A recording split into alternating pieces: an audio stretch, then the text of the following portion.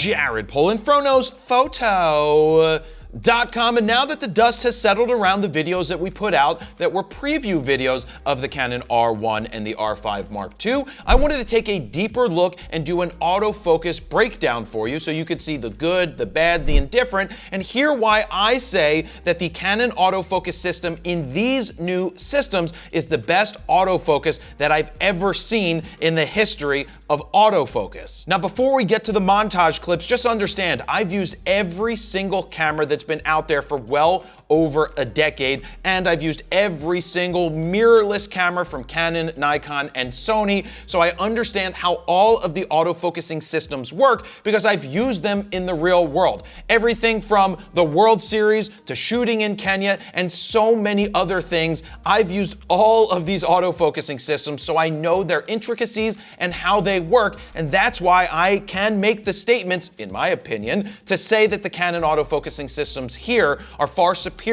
to that of its competitors. But that's enough of me talking about it. Let's show you a montage right here. You're gonna see the good, you're gonna see the bad, you're gonna see the indifferent, then I'm gonna come back and I'm gonna break it down for you from there. All right, here's the montage.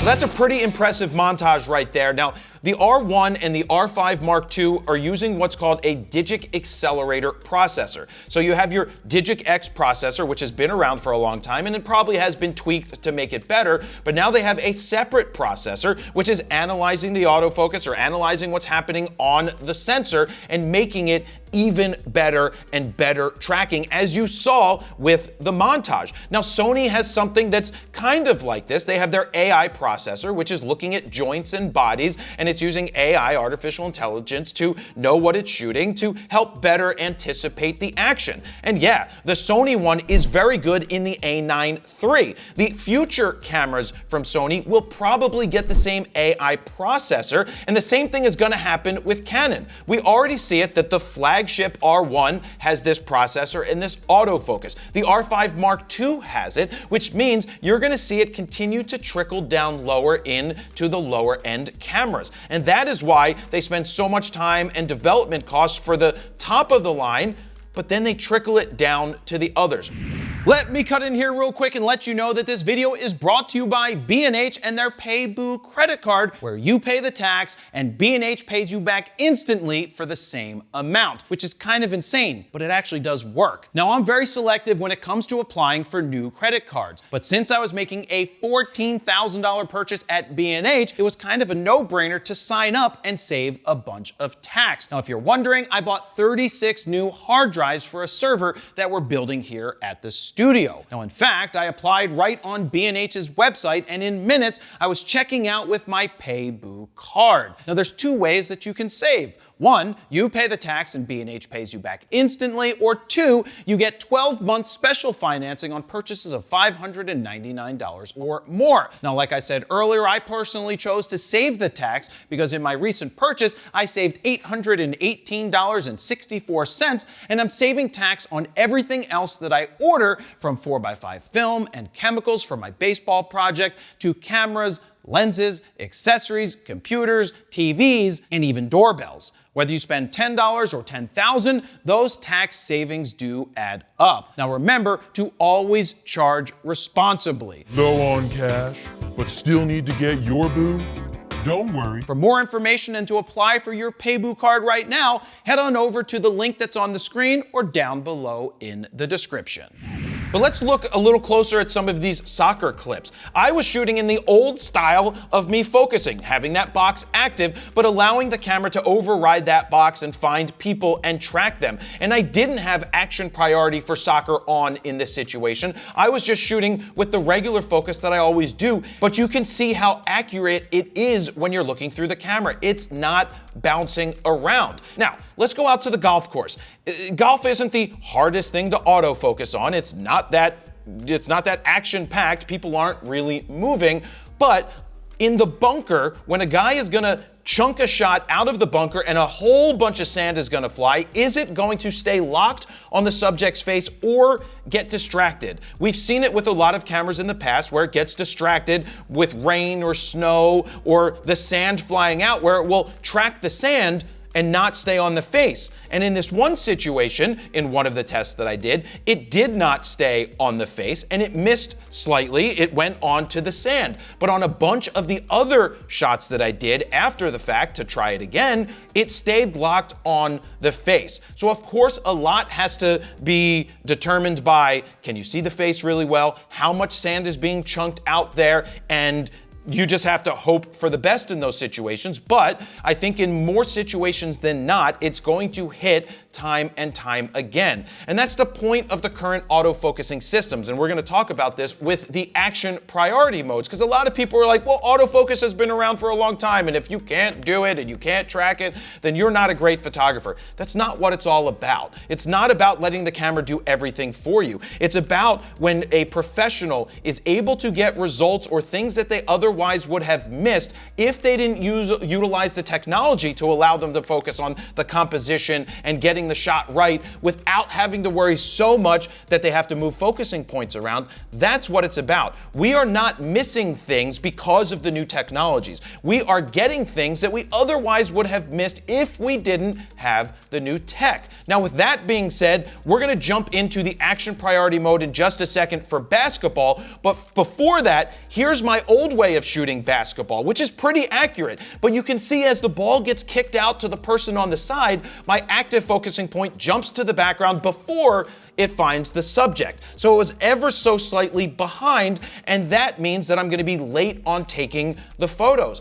But then I switch into action priority mode and we run this all over again. And look at what happens. The subject with the ball that's dribbling kicks it out to the side, and it's already waiting on the person's face before I even get over there. So I'm just focused on shooting the pictures because I know I can rely on the focus to be where it needs to be. Now, when we slowed this down and we broke it down, we saw what it's doing, and this is why we think there's only 3 cases in the R1 and the R5 Mark II right now. You can shoot soccer with action priority, basketball, and volleyball, all things that involve big balls like we said in the preview. But what we think is happening here is that the autofocus is trained to look for who has the ball, who's touching the ball. Because in one scene, I have two guys and it went to the guy in the background, not the foreground, because they both were dribbling it. But when the game is actually happening, there's only going to be one ball. So you don't have to worry about it. But you can see that whoever's touching it, it now is in their hands. And when they pass it, what it's looking for is where the ball goes to next. So it's anticipating it. And right when the ball is about to touch the fingertips, it jumps to the face and it jumps to the eye, and it's super accurate. It just goes to where it needs to go. And that right there is incredible. Even if there's distractions in the frame, even if there's people in the background, they're not touching the ball. They're not following the arc of it. And whatever Canon did here with this action priority mode is insane. We'll see how they build on it in the future. What other sports can they add to it? Will there be smaller, like, can you do hockey? Will you be able to do football? Can it do football because of the helmets and everything? So there's a lot that they can do with this in the future, and it's gonna be interesting to see what they're capable of doing. Even in cases where I moved to the left before the guy passed the ball, you can see that the autofocus was so fast that it picked up the ball tracking, but as soon as it got to the fingertips, it went right to the face and it went right to the eye. But then when you put it into use during an actual scrimmage, it was incredible. To have it find the person with the ball, and as they are dribbling, and if they lose the ball or someone steals the ball, it jumps right to the next person. Even it finds the back of the subject's head that has the ball. That right there is incredible because a lot of other systems cannot track the back of the head, or when there's a distraction that gets in the way, it latches onto that person. I had my camera set to the basic, straight out of the box, autofocus case settings, so I didn't tweak something to be like, be stickier, don't be distracted. I left it exactly where it was, and that shows you how good it is. So in the game action, the person that gets the rebound, they get the ball and the focus is already there. That's the point, is that the focus is already on the subject that is the main focus there, before I even can get my brain to wrap around that. Now, not in every situation are you gonna want that on. In some situations, you're gonna wanna deactivate it, but you can set a button to deactivate that and go back to the other focusing modes, and it's just that simple. It's either on, or you can turn it off and just shoot the way that you normally shoot. Let me jump in here real quick because I wanna show you this photo taken with a Canon camera and edited with FroPack 4, starting with Blue's Clues, followed by Brooklyn, C41, Copper Tone, High C, Kaleidoscope, Mel Brooks, Saltwater Taffy, Thick, and Wet Hot American Summer. But my all-time favorite from FroPack 1 is Skittles. With one click, we go boom. But check this out. Exclusive and all new to FroPack 4 are these 4 custom adaptive Lightroom presets that we call X1, X2, X3, and X4. Let's click on X1 for Face Enhance. So it's gonna go ahead and do all of the masking for you without having to do anything. I'm gonna click on Facial Skin right here because let's show you what happens if I do less with this slider, or I can do more. And look how perfect it is making this skin. It's so easy and simple to use. So look, if you want to speed up your raw workflow, give yourself a great starting point, or you're just tired of other people's presets sucking, ours don't suck. We created 14 all new custom Lightroom presets that you can check out right now at froknosphoto.com/FroPack4. While you're over there, you can play with the sliders to see the befores and the afters, and if you decide to pick them up right now, they are currently on sale. Or if you want to get the Grand Slam bundle that includes FroPack 1, which has Skittles, FroPack 2, 3, and 4, you can save even more. Now, let's get back to the video. To wrap this up, I want to come back to me saying that the Canon autofocusing system is better than everyone else's out there. I believe that based off of my real world experience for the last 10 plus years shooting with every single camera out there, that the current system with the R1 and the R5 Mark II is better than what Sony's A9 III is capable of doing. Now, it's subtle there.